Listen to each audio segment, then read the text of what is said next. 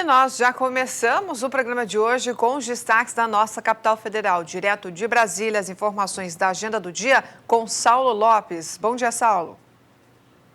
Olá, bom dia. A ministra Tereza Cristina continua na Europa e está discutindo em Bruxelas com empresários, com o embaixador do Brasil no Mercosul, Marcos Galvão, e também com funcionários do Itamaraty, e também autoridades do Ministério da Agricultura, com empresários para viabilizar o acordo do Mercosul com a União Europeia. Todo mundo sabe que os países europeus oferecem subsídios aos produtos agrícolas de lá, o que coloca em desvantagem os nossos produtos. E a Frente Parlamentar do Agronegócio lançou o manifesto Desmatamento Ilegal Zero, que é essa folha aqui, escrita na frente e atrás, em que eles questionam os dados oficiais sobre desmatamento. Não há uma separação, segundo os parlamentares, na frente parlamentar, que são quase 270 senadores e deputados, não há uma separação entre o que é certo, o que é incorreto, o que coloca o Brasil com uma mancha muito negativa em relação aos ativistas e aos organismos internacionais na hora de tomar crédito, e também coloca a nossa agricultura no vermelho, taxando-a de uma agricultura predatória e desmatadora. Eles questionam e dizem que o Brasil preserva 30% de toda a sua área. Para isso, eles vão provar ainda mais, vão procurar a Embrapa, que tem um estudo de todo o mapeamento do Brasil, do que é legal e do que é ilegal. De Brasília, Saulo Lopes. O INDEA, Instituto de Defesa Agropecuária de Mato Grosso, e a Acrismate, Associação dos Criadores de Suíno, também do Mato Grosso, reforçam ações para evitar a peste suína nas principais regiões produtoras do estado. Valdir Pacheco tem as informações.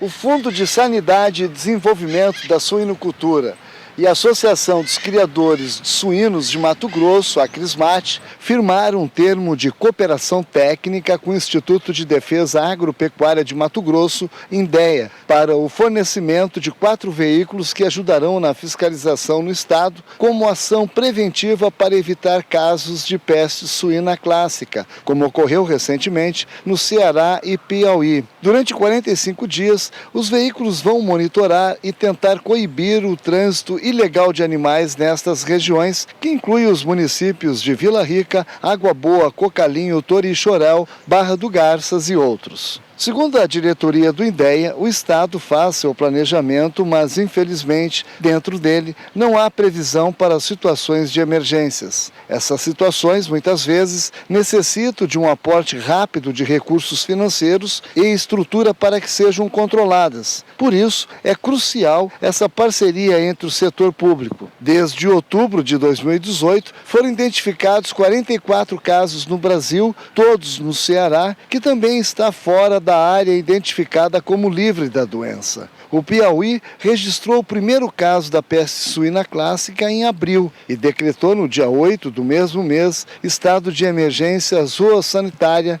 em Lagoa do Piauí, município onde ocorreu o caso. A confirmação do caso foi divulgado em nota técnica pelo Ministério da Agricultura. De Sinop, Mato Grosso, Valdir Pacheco. Termina no dia 30 de junho o prazo para o registro de fabricantes e comerciantes de defensivos agrícolas no sistema informatizado da Secretaria de Agricultura e Abastecimento do Estado de São Paulo. As informações você confere agora com o repórter Gustavo D'Angelo. Empresas fabricantes e comerciantes de defensivos agrícolas têm até este domingo, dia 30 de junho, para se cadastrarem no sistema GEDAV da Secretaria de Agricultura de São Paulo. O procedimento é necessário para monitorar a cadeia produtiva de defensivos agrícolas desde a sua produção, venda, utilização nas propriedades e descarte de embalagens vazias. Após o prazo de cadastro, a Coordenadoria de Defesa Agropecuária adequará as empresas ao sistema para que no dia 1º de janeiro de 2020 possam informar a geração, a transferência e o uso dos produtos.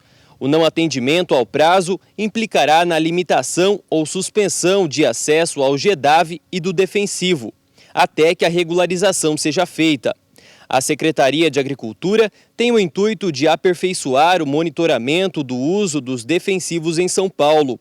É obrigatório também o cadastro de todas as propriedades agrícolas onde serão utilizados defensivos no estado paulista.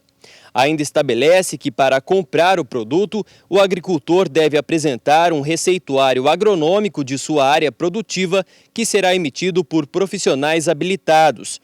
Para o armazenamento dos defensivos, a propriedade rural deve atender às normas estabelecidas nos rótulos e bulas dos produtos, e a utilização em plantações deve ser declaradas no sistema. O não cumprimento destas normas acarretará ao infrator as penalidades previstas em legislação específica. Para efetuar o cadastro, é só acessar gedave.defesaagropecuaria.sp.gov.br. De Araçatuba, São Paulo, Gustavo D'Angelo. Você sabe por um acaso o que é um meliponário? Vou adiantar para você então. É uma coleção de colmeias de abelhas sem ferrão de várias espécies que podem inclusive ser criadas no quintal de casa. Mas quem visitou um meliponário como esse nos conta um pouco mais sobre essa técnica, a repórter Kylie Rodrigues. Acompanhe com atenção. As abelhas meliponas, espécies nativas sem ferrão, já residiam no Brasil antes mesmo de 1500, quando as caravelas portuguesas aportaram no litoral, no estado da Bahia.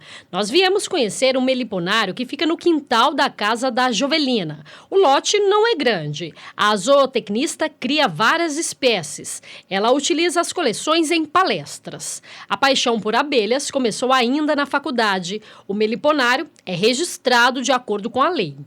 Então aí eu registro o meu meliponário na IAGRO, né? E depois eu registro ele também no IBAMA, porque como é um animal silvestre eu preciso também ter esse registro. E aí há uma diferença, porque a legislação para mel de abelha sem ferrão, nós temos uma legislação federal e os estados são responsáveis por fazer legislações estaduais. Para cada espécie vai ter uma quantidade e uma especificação de ingredientes diferentes. As abelhas são consideradas as mais eficientes para a tarefa de transporte do pólen. É por isso que, sem elas, florestas inteiras estariam em risco, prejudicando todas as formas de vida desses ecossistemas. Costuma-se dizer que a melhor espécie de abelha é a que produz mel, ou seja, todas as espécies com ou sem ferrão tem o seu nível de importância. Qualquer um pode atuar pela preservação destes importantes insetos. Para você que quer criar abelhas em casa, fazer um meliponário, a Jovelina vai dar algumas dicas. É complicado, Jovelina? Como que é? Não, é muito simples você fazer a criação de abelhas sem ferrão em casa. Montar o meliponário, né? O conjunto de caixinhas de abelhas sem ferrão é meliponário. Nós não podemos criar abelha com ferrão dentro da cidade, mas abelha sem ferrão nós podemos. Então a gente pode criar uma jataí, uma manduri, uruçu, mandaçaia. Todas as abelhas que tem no estado do Mato Grosso do Sul. Nós não podemos trazer uma jandaíra do Nordeste e criar aqui. Isso nós não podemos, porque aqui ela não vai ter condições ela não vai ter machos na natureza para se cruzar, então com 1 ano, 2, 3, ela vai acabar morrendo, porque não vai ter como fazer a reprodução. Então nós podemos começar comprando um núcleo, com uma caixinha de jataí, por exemplo, onde vai vir a rainha, as operárias e uma porção de alimento. Então eu já compro ela pronta e levo para minha casa e vou ter todo o cuidado. Colocar sombra, num lugar que não pegue chuva, né? E que tenha abertura para ela e fazer o forrageamento que a gente fala, que é pegar o mel, o pólen, né? O néctar. Outra forma, inclusive bem em conta, é montar iscas feitas com garrafas PET, que são colocadas na natureza. A zootecnista explica que antes de montar a isca, é necessário lavar a garrafa muito bem. Depois de seca, é necessário colocar extrato de própolis, várias vezes. O cheiro atrai as abelhas. A garrafa imita o habitat natural, que são ocos de árvores. Dessa maneira, é necessário enrolar a garrafa com jornal. Em seguida, envolver um plástico preto, que evita a entrada de luz solar e umidade. Na tampa, é preciso fazer um pequeno furo para a entrada das abelhas. De 15 em 15 dias, é preciso observar o recipiente. Depois de 3 meses, o enxame deve ser transportado para uma caixa. A abelha com ferrão produz um tipo de mel que é praticamente o mesmo sabor. Já sem ferrão, cada espécie tem um sabor diferente. É isso que eu vou provar agora. A Jovelina vai me dar um pouquinho para eu provar aquela parte da matéria que a gente gosta, sabe? Vamos ver que gosto que tem, então, esse mel aqui. Azedinho, né, Jovelina? Isso, esse aqui é o mel de abelha jandaíra, que é uma abelha que tem no Nordeste, né? É um mel muito especial, ele é bem clarinho e tem um sabor mais ácido, né? Vamos provar então o outro para ver mesmo se comprova, né? Pode colocar um pouquinho para a gente ver mesmo então, se tem essa diferença. Essa daqui é uma abelha mandaçaia, de abelha mandaçaia. Essa abelha tem no Nordeste, tem no Centro-Oeste, tem no Sudeste, tem no Sul também, tá? Já muda totalmente o gosto, né? Isso. Essa outra abelha aqui, esse mel dessa outra abelha, é a abelha mandaguari. Essa abelha é aquela abelha pretinha, que tem bastante nas cibipirunas aqui de Campo Grande. Ela tem um sabor bem diferente. Nossa, muda mesmo, impressionante, né? Impressionante. Essa espécie já até ganhou como sabor, o mel mais gostoso. Já esse mel aqui, ele é um pouquinho mais ralo, né? Mas ele tem uma acidez. Nossa, ele é bem ácido, né? Bem diferente. Qual que é a diferenciação? Então, essa é uma abelha mirim, né? A eimerina. Essa abelha, ela não tem muito aqui no estado, mas tem na região sul. E ele pode ser usado na gastronomia para dar aquela acidez que alguns pratos precisam. Então é um mel, todos os méis podem ser usados também na culinária, mas esse, por essa acidez, ele é muito apreciado na culinária. E ó, pessoal, essas abelhas que a gente está vendo aqui é da casa, né? É do meliponário da Jovelina, então dá para saber mesmo que elas ficam assim, circulando livremente. De Campo Grande, Kylie Rodrigues.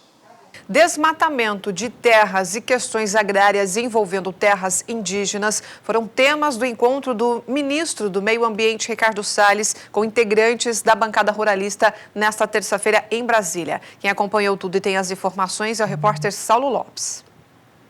O ministro do Meio Ambiente veio à frente parlamentar do agronegócio para mostrar o lado visível da movimentação do governo federal para tentar reverter a decisão do STF. A liminar do ministro Luiz Carlos Barroso cancelou a medida provisória 886, que transferia para o INCRA, ligado ao Ministério da Agricultura, o direito de demarcar as terras indígenas. Atualmente, fica como estava, a cargo da FUNAI, ligado ao Ministério da Justiça. Não cabe a mim fazer nenhuma crítica a uma decisão de um poder autônomo, no caso do Supremo Tribunal Federal. Mas se qualquer um que olhar o PLV vai ver que o que a Câmara e o Senado aprovou, no caso da medida provisória 870, foi a ida da FUNAI para o Ministério da Justiça, ou a vinda, vamos dizer assim. Então, a questão de dizer quem vai identificar e demarcar, isso é uma prerrogativa do Executivo, do Presidente da República. Então, eu não entendo como eu vejo nitidamente um equívoco aí. O que foi a FUNAI para o Ministério da Justiça. Agora, quem demarca, quem identifica, isso é competência do Executivo e os poderes são harmônicos e autônomos. A Frente Parlamentar do Agronegócio tem cerca de 270 parlamentares, entre deputados e senadores. A briga daqui para frente será técnica e política, para que a medida provisória 886 seja aprovada no Congresso. Quando é que uma medida provisória não pode ser reeditada? Quem é que disse isso? O próprio Supremo. E o que ele disse? A medida não poderá ser reeditada quando ela não for apreciada e, portanto, se tornou em caducidade, né? Passou 120 dias, não foi apreciada, então ela não pode ser reeditada, porque se o Congresso não apreciou, é porque ele não quis apreciar e, portanto, ela perdeu validade. Ou ela foi rejeitada, e neste caso foi rejeitada, não pode voltar outra vez. Esta medida, ela não foi nem caducou nem foi rejeitada, ela foi aprovada. Só que na aprovação dela, foi estabelecido um texto que, do ponto de vista administrativo, não tem conexão. O presidente vetou esse texto e imediatamente disse o seguinte: a demarcação de terras tem que ficar no Ministério da Agricultura. Por quê? Porque o único órgão que trabalha com a questão agrária, que é específico, qualificado e estruturado para tratar da questão agrária no Brasil é o INCRA.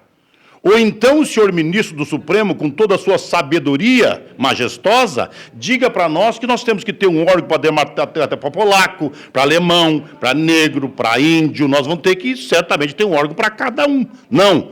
O Estado tem uma estrutura do Estado que trata da demarcação de terra. Onde é que a estrutura está, o INCRA? No Ministério da Agricultura. Só foi para lá por essa lógica. Quem tem que trabalhar? Toda outra questão dos índios está com o Ministério da Justiça. Tudo que trata dos seus hábitos, costumes, proteção, tudo está com o Ministério da Justiça. Apenas a questão demarcatória foi para o Ministério da Agricultura, porque o INCRA é que tem expertise para fazer isto. Lamento que o senhor Barroso não tenha compreendido. E a Frente Parlamentar do Agronegócio estuda projetos de lei paralelos à medida provisória 886, caso ela não passe na íntegra no Congresso. De Brasília, Saulo Lopes.